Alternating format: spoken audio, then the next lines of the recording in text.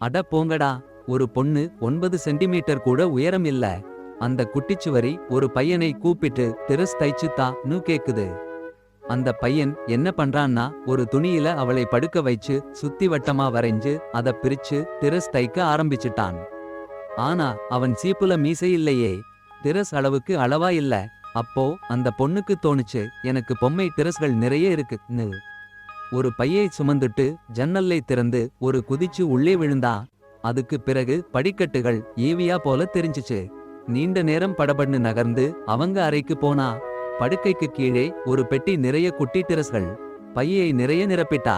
வெளியே போறப்போ ஒரு திருடன் வீட்டுக்குள்ளே நுழைஞ்சிட்டான். உடனே போன் எடுத்து அந்த பையனுக்கு மெசேஜ் அனுப்பிட்டா. திருடன் மேலே வந்தான். அந்த பொண்ணு சாமர்த்தியமா பொம்மை மாதிரி நடிச்சா. திருடன் குழம்பி போய் போனை எடுக்க போறப்போ போன் ரிங் ஆச்சு. படிக்கட்டில நின்னு கேட்டா அவனுக்கு கூட்டாளி இருக்கான்னு தெரிஞ்சுச்சு. ஸ்டீரியோவை போட்டு சாங் போட்டா. சத்தம் கேட்டு திருடர்கள் ஓடி போயிட்டாங்க. பொண்ணுக்கு ரொம்ப சந்தோஷம். பையன் வந்ததும் பொண்ணு சரியா இருக்கிறத பார்த்து நிம்மதி அடைஞ்சான்.